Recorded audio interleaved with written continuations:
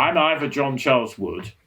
I was a Derbyshire scholar and I started school in September 1954 and I left in my third year in the sixth form at Easter 1962. Okay. So Ivor, tell us about how you got to school and a typical day. Right. Well, I lived in two villages while I was at school. First of one called Spondon, which is now part of Derby City. And unfortunately for me, I lived at the top end of the village, which was about 1.25 miles from the main A52 road, where I had to walk down to catch the Trent bus to come to school. So to be at school for 9:10, which is when school started, I had to leave home about 7:50 to walk down to the main road and hopefully catch a Trent bus at about 8:10. But most mornings, if there was bad weather or fog, I would have to run from Canning Circus to try and get in time for assembly. I might, as an aside, just say that when I first came to school, it was a half day, and my parents brought me, and I went into a form room I was put in Mr. Hardwick's class, but the first morning I came on the bus, I arrived late, there was nobody about, I'd forgotten the name of the form that I was in. I'd forgotten where the form was. I was totally lost, but somebody in the lower fifth, who also was in White's house, picked me up, took me into the hall and plonked me at the back and said, your form is sat at the front. When they get up, your form master's Mr. Hardwick, you tell with them.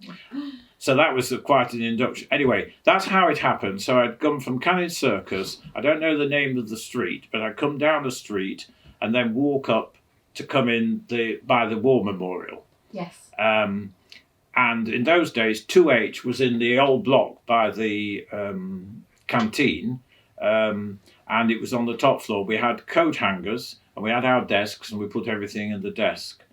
Going back after school, lessons finished at 4:10, but often the lesson was nowhere near where the form room was. So it was a case of walking very quickly to try and get your coat, because we had grey gabardine coats, max in those days. Fill your satchel up for your homework, and then run like Billy-O all the way up to Canning Circus, hoping you could catch the bus at about 4:30. And if you didn't, you had to wait for the next buses. And there were a lot of people catching buses from Canning Circus.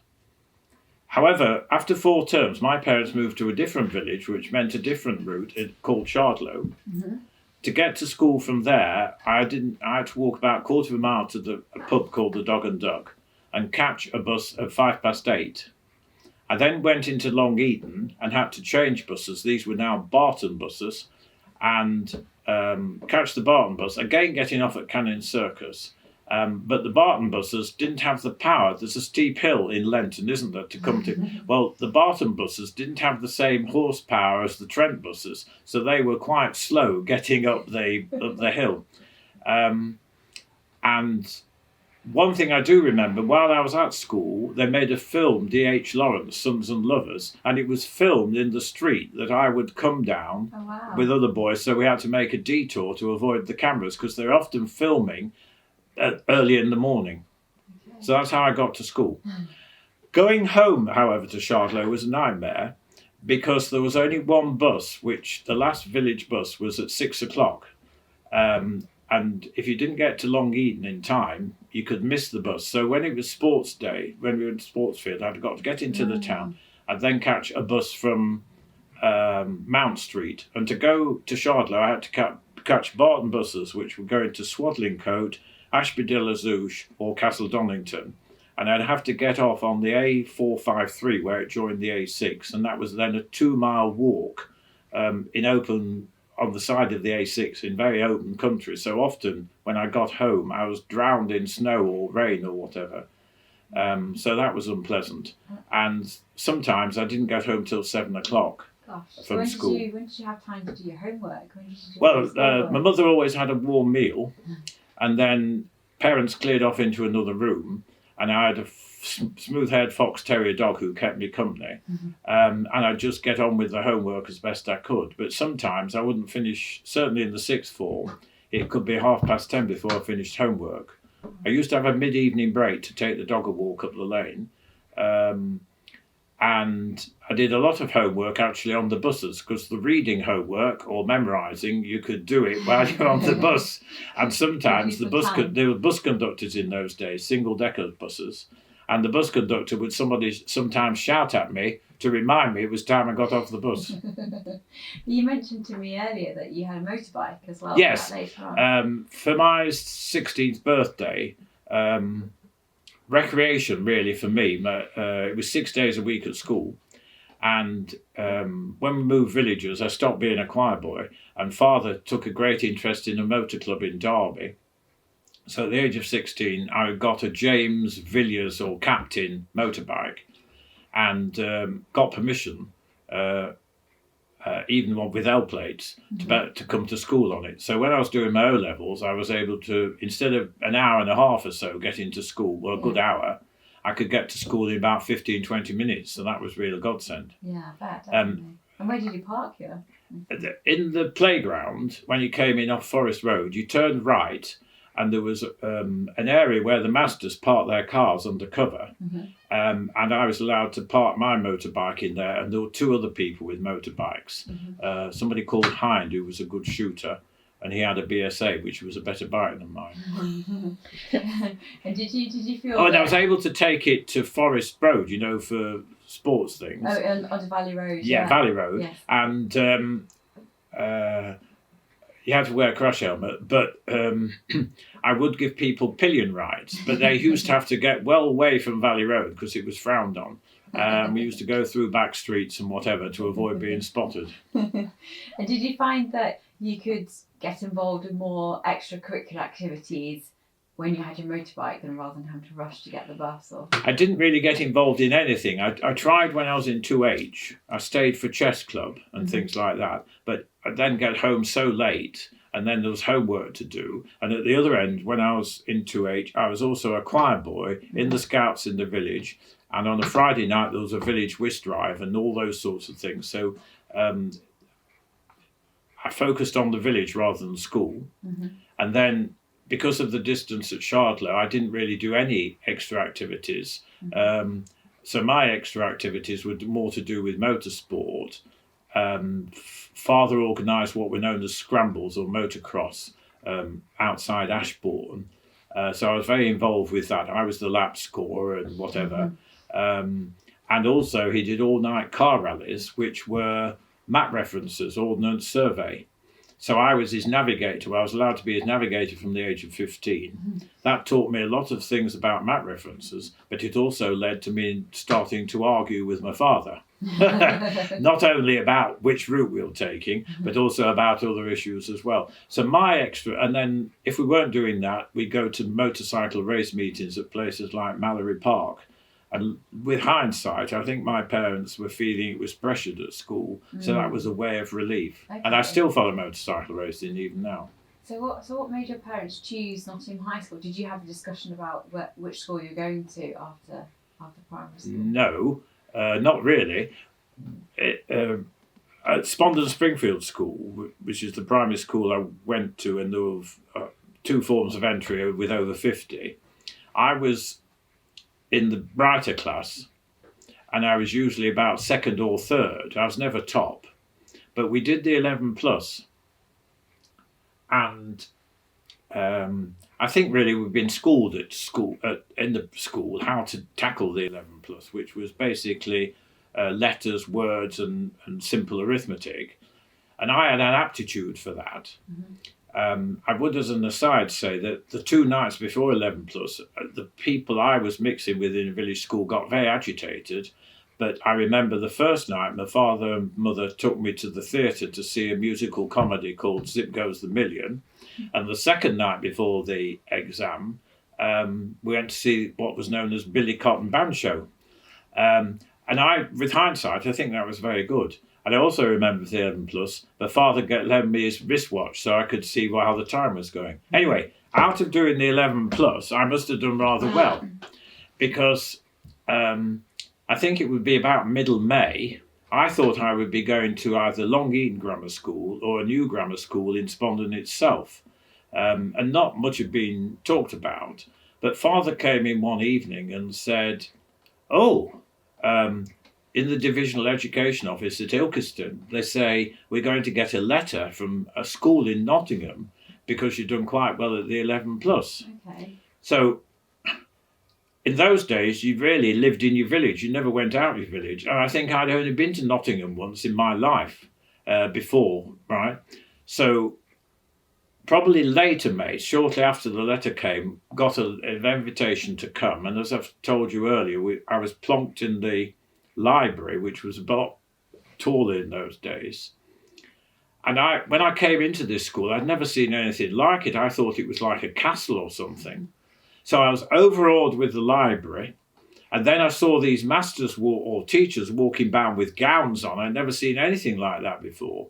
Anyway, I was then summoned and taken into a little room by a lady, and there was 3 people in there who I realised were Mr. Emerson, the headmaster, a Mr. Lush, and a Mr. Smethurst. And they asked me all sorts of questions to which I didn't really know the answers. Things like, do you know what algebra is? Do you know what Latin is? I knew Latin because I was in the church choir, so I knew that was something I sang. Have you learnt French? And then they put some shapes in front of me and asked me to make it into a square. And this Mr. Smethurst, I was talking and doing it. When I'd done it, he said, what mathematical principles have you used for putting the square together? And really all I'd done was do it like a jigsaw.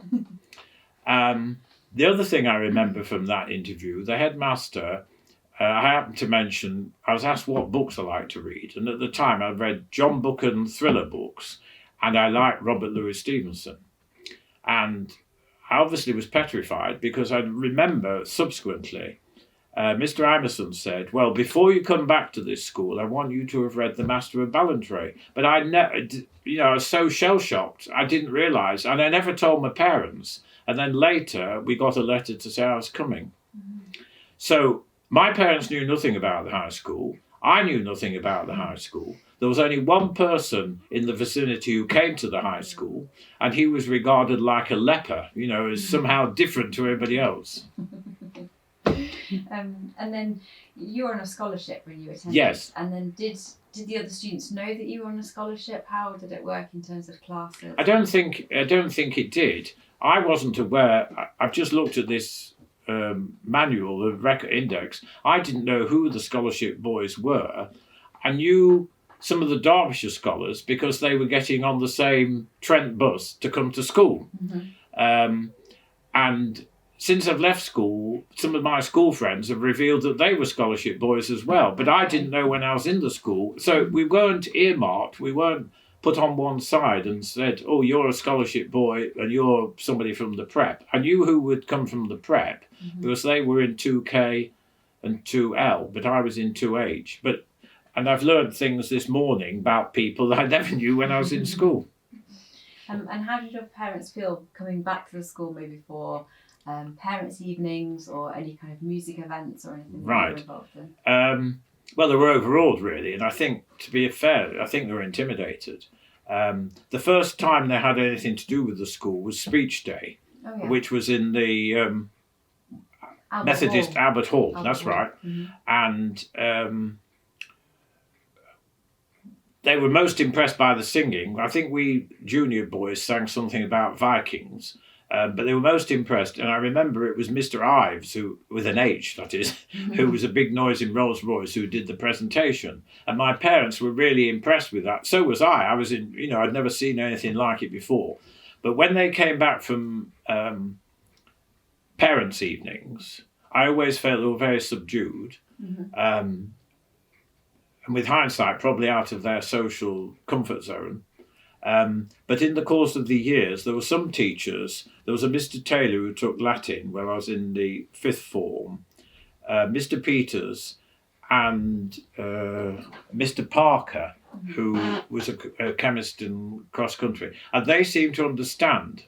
So I got these names of teachers whom my parents were, shall we say, fond of, and I realised that they were the ones who probably reached out to make parents feel comfortable. Okay.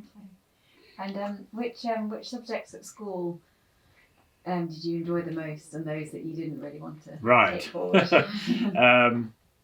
Well, the first year, it was a bit of a nightmare because I was doing French and Latin, and I didn't know anything about subjects, objects and verbs, pronouns or anything like that. We'd never done any sort of grammar at primary school. So that was really a very steep learning curve, such a steep learning curve. I remember we had an early French homework which was on the verb être, je suis, tu es, etc. And so I learnt it, but I didn't choose to learn what it meant.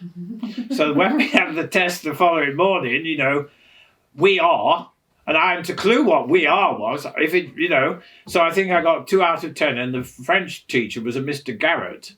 So he did have kindly words with me, and I learnt from that. And then in Latin, Mr. Hardwick took us for Latin, and I had a terrible struggle working things out. And he had a system whereby you sat on the front row, and if you couldn't answer the question, whoever could answer the question jumped forward, right? Okay. I was invariably at the bottom, right?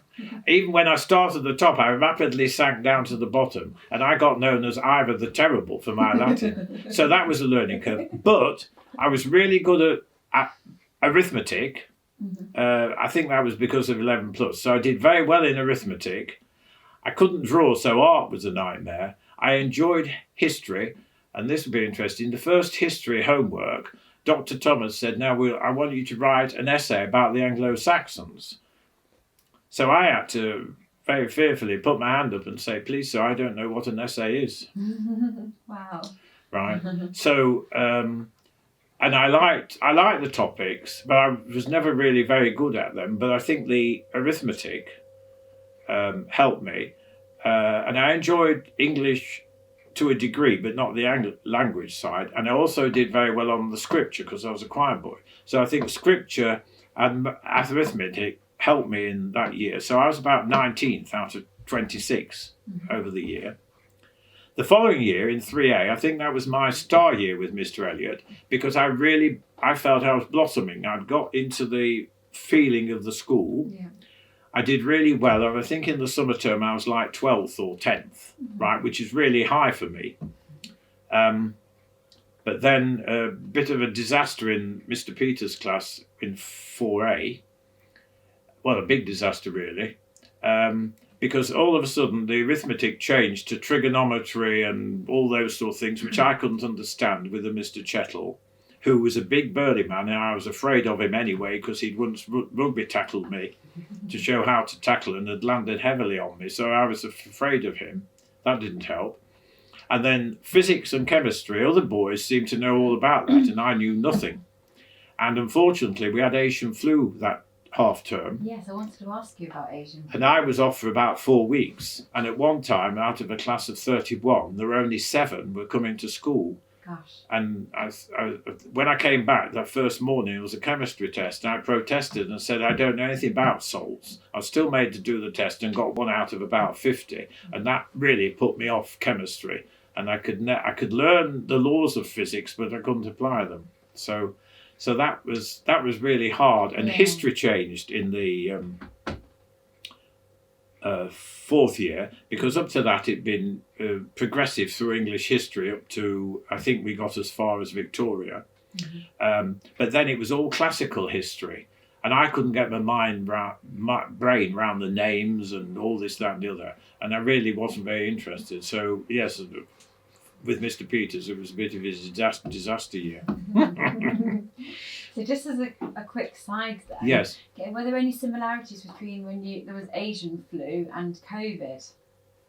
Were there any similarities at the time in terms of people being off school and did you have to isolate, or how did it work with Asian flu? Well, all I remember, we lived in this 3-storey Victorian schoolhouse, and I really was just confined to my bedroom. And my mother used to light the fire in the grate, because we had fires in the grate. And I don't know what medication I was taking, but I really stayed in bed. So when I was declared better, I was quite weak. Yeah. And I had no idea what was going on at school, because we had a telephone party line. My mother obviously kept the school informed about I was being ill. Of course, yeah. And when I came back, took me several weeks to appreciate that other people had been ill. So I don't know how other people. So I can't really comment how it compared to COVID. I was isolated, but my father still went to work. Okay, and so that a lot of the school was affected by Yes, flu. yeah. So it must have been funny if I don't know what assembly would have looked like in the school hall if instead of 30 per class there were only 6 or 7. Yeah. And I don't actually know what the school did while I was away, but obviously they continued teaching because they'd done salts. Yeah. Yeah. And then I know that history was something that you did enjoy. Yes. So then how did that lead you to studying law at Exeter? Right.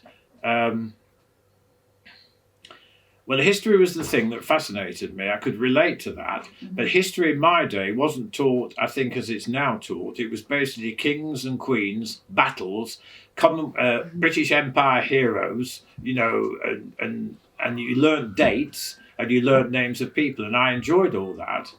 And I enjoyed Dr. Thomas because he was, I could relate to him. First of all, he was a pacifist. And secondly, he was a liberal. And I was an odd one out, but I could relate to his values and they stood me in good stead. And Mr. Peters, although other people didn't really like him, I enjoyed his lessons, right? And although I know a lot of people got told off, I seemed to escape his wrath. So I did history and English at A-levels, really, with Latin. And I think I really got no career guidance at all. I thought when I was in second year, sixth, well, what am I going to do? When I was doing O-levels, I wanted to be a journalist, but I was talked out of that. So I thought, well, if you're going to do history and English, it's going to be school teaching. And that's why I left school at Easter 62, because I actually did a term in a secondary modern school, which was an eye-opener, shadowing an English teacher, and that showed to me that I didn't want to be a teacher. So at the time I left, so the only option I thought at the time, not knowing much and having no careers guidance, was what's law about? So I was fortunate to go to Exeter University for an interview. The professor told me he liked me, but I didn't really know anything about law, but he'd take me on like spec. So that's how I ended up doing law. And if I can continue from that, in the second year at university, I learned that to do training in law, you had to pay a premium of about £1,000 a year, which was a lot of money in those days. And I knew my parents couldn't afford it, and I knew I couldn't. So that drove me into a career to be a local government lawyer, which I pursued and enjoyed. Okay. So how would you say the school influenced what you did after leaving school and then your career going forward? Well, I've jotted down, if I can, just to see. The values I learned. Well, first of all, I learned because I was so ignorant. I had to stand up for myself and ask questions, even when everybody else apparently understood. And I learned, and some people were kind enough at playtimes to say, we didn't understand that either, so we're glad you asked the question. So that taught me to always, if I don't understand, to try and clarify. Because of the way some people behaved and because of my background and Dr. Thomas, I also left school convinced I would never vote Tory. I won't go any further than that, but in the present day and age, right, but their values seem to be totally different to mine. Because I developed a value coming from working class that I appreciated. I started to have an empathy or a care for the disadvantaged. When I was at primary school, war-wounded men I somehow got friendly with, right? I was in the Scouts or Cubs, so did Bob a Job Week, and I enjoyed, and from Bob a Job Week, I'd often go beyond that, and people who'd asked for a job, I'd continue doing things, even though it wasn't Bob a Job Week. So I got a desire to help people less fortunate than myself, because I appreciated that although I was a bit of a fish out of water here, I had privileges. Because when I compared with my primary school friends, what they did at school, they weren't doing the exciting things I did at the high school. So that was, and I still have this empathy for the poor and disadvantaged. And that also led then to serve in local government. And I was what would be known now as an old-fashioned public servant, where I actually was serving the public and not the politicians. Okay. So I would stand up to the politicians and tell them that's a load of nonsense, you legally can't do that or whatever. And at public meetings, I would often speak up on behalf of the public who were trying to explain something, much to the consternation sometimes of the members. But now I've been retired, the members say, oh, we really appreciated what you did because nobody else was like you, right? Yeah. So the school taught me that. Mm-hmm. And the other thing it taught me was to detect bullying. I won't go into much details, but I was aware that there was bullying going on. Mm-hmm. And I was also aware that people could be aloof. So I do remember once writing a 3-hour essay on snobbery based on my experience in this school. Right. Excellent. I can see that you're wearing your whites tie. Oh, yes. Yes, that's right. So tell us more about being in the house of doing a White's house, and did you get involved in any of the activities or a bridge Yes. cup or something? Well, I was a very loyal member of White's House. Okay. So even though I lived so far away, I would come in the sports day. It was the beginning of the summer term. Mm-hmm. And you used to have practices for relays and things like that. So although it was a real fag to get here, I would turn up for all the practices. Mm-hmm. I also was an ardent member of White's House voice speaking choir, Oh, yes. singing choir, Mm-hmm. doing madrigals. I also would sing, and I'd also learn whatever the prose passage was to earn points for White's House. Mm-hmm. I wasn't very good at these things, but I did them because I felt I'm a member, I'm part of this team. Yeah. I have to say, however, while I was at school, White's House was always the worst in our year. And at rugby, when we played the other houses, we'd lose like 51-0 or something. And if we scored, that was a great triumph, you know. So, yes, I enjoyed White's House. And the tutor was a Mr. Raw. Okay. He left when I was in the 5th form, and he did physics. And it was always on a Wednesday, so it was always in RAF uniform. Mm-hmm. But in tutor sets, we only seemed to play hangman, to be honest. And then I know that you enjoy cricket, so is that... Sorry? You enjoy cricket, I know. Yes. So did your love of cricket started in school, or is that something you did outside? No, I did. school? My father played cricket until he was in his 40s. He played for the county council, Derbyshire County Council. So he was playing all round Derbyshire, which was very good from my point of view. And I was allowed to be scorer, but at the same time, I would play with other boys. So when I came to the high school, I played cricket, but I wasn't good enough to be in the team. Mm-hmm. And I soon learned that being 12th man was a bit of a fag, especially when I got so far to go home. So I then tried to play tennis instead. And the same with rugby. I used to get my shirt ripped. I wasn't in the team, but you know, in the games afternoons. Yes. And one master, I think it might have been this Mr. Chettle, said, I'm sorry, you're not allowed to play games with a darned, repaired shirt. So I knew my parents were struggling financially, so I became a cross-country runner. Instead. I did end up in the team though. So. And where did you do cross country? Because now they do cross country often at Wilton Park, but in the village. Oh no, we did it from the sports ground, Valley Road. Yes. And we walked up to the crossroads up the hill, Mm-hmm. and I think High Pavement a school was on the right. Right, we used to start if it was just ordinary from there. But if it was a real match, we'd go on about another 3/4 of a mile, half a mile, and there was a cinder track with a railway bridge. Okay. And we'd walk under there, and that's where we started. With hindsight, I don't think the tutor system worked. Okay. I've already said we played hangman, Yeah. or people read. We got various messages, but we were never actually personally tutored. Mm-hmm. In the first year, the only experience I had of Mr. Raw, really, very naively, in the first term, Mr. Colin de Brown blew the whistle in the changing room in Valley Road Pavilion, and I continued talking. And Mr. Colander Brown said, "Who was that?" And I owned up, whereas everybody afterwards said you shouldn't have owned up. So he put me in detention. So when I went to detention, the master said, "What have you done? And what work have you been set?" I hadn't been set any work. And so he said, "Well, you better write out 50 times. I must not talk after the whistle has been blown in Valley Road Pavilion, and I will never do it again." Well, it didn't take me long to write it 50 times because I never got a long journey home. Anyway, the following morning, I went to see this Mr. Colander Brown with this work, and he said, "Oh, I didn't mean you to go into detention." So I said, "I'm sorry, sir, but I heard you, so I went." And other people in detention obviously were often there, so they knew the system. Yeah. Anyway, the following Wednesday, when it was tutor group, I was actually, Mr. Raw did come and call me out, and I had to go to his desk and talk to him. And that really is the only time I remember having a conversation with him, right? Yeah. And whenever he left, I cannot remember who my tutor was after he left.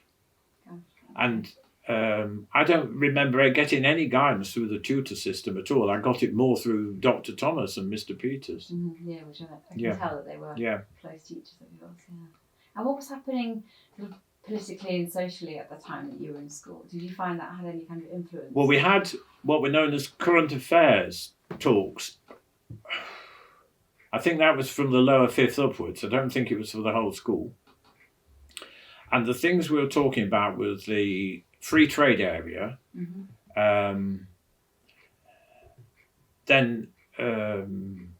don't remember much more than that, but it was Mr. Thompson who taught us about that. So it was aspects of economics, I suppose. Mm-hmm. What was going on was the disintegration of the colonies. Okay. I remember there was a bookshop in town called Sisson and Parker's, and I used to save money up and buy Penguin little books, but I was buying things like the Algerian Civil War and books of that nature. So I was interested in why these people, because I'd been brought up, really, the British Empire was the fantastic thing. You know, Cecil Rhodes and all these people were real heroes. Well, we now realise that they weren't as magnificent as they were made out in my day. Mm-hmm. And so I couldn't understand why the British colonies wanted freedom. We didn't have a television, so I wasn't really aware of what was going on in that aspect. So like Kenya with Mau Mau, and then Ghana with, I think it was a Mr. Nkrumah, wanting independence. I was grappling with those issues. And as far as politics was concerned, see, I'd already come to the conclusion the Tories were terrible people. So I really just kept a distance and kept my mouth quiet because everybody else was obviously a Tory. Well, not everybody, but most people were Tory sympathisers. And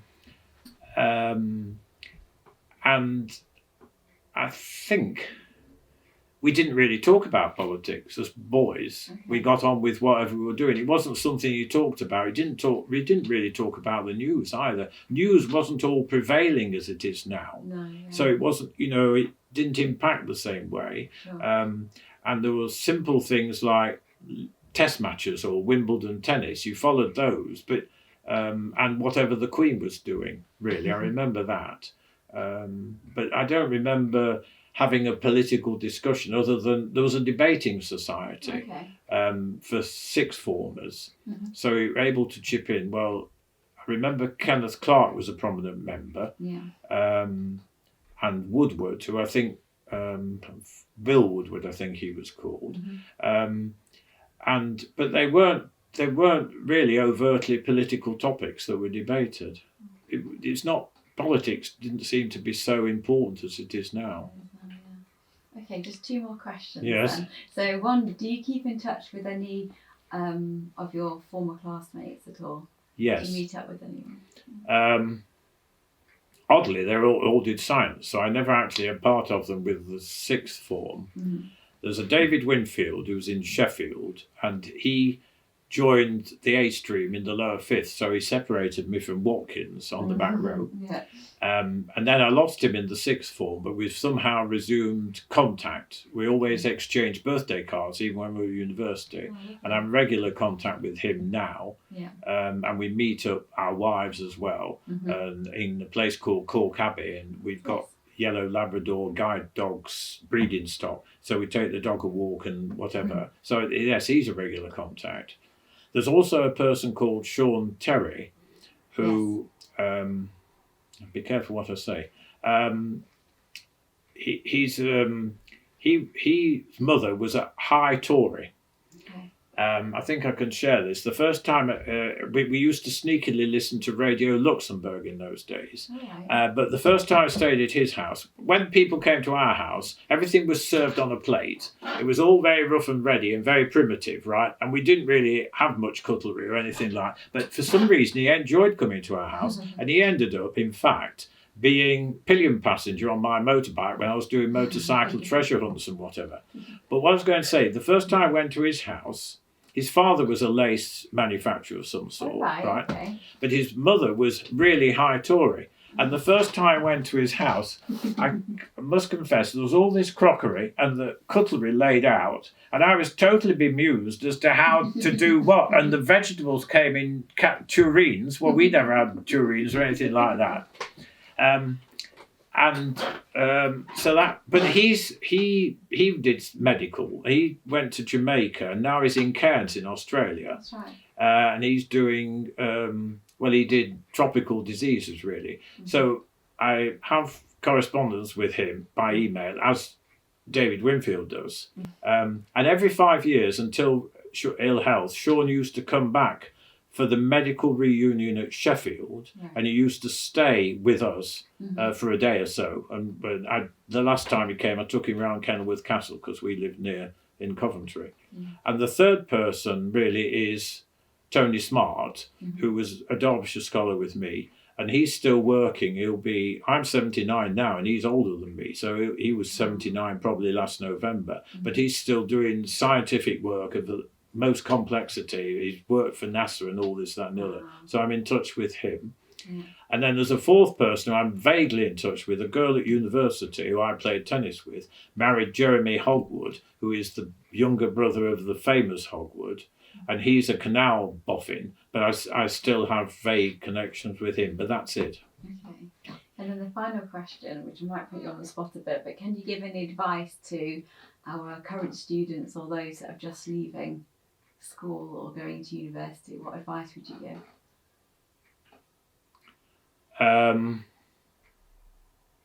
First of all, ask.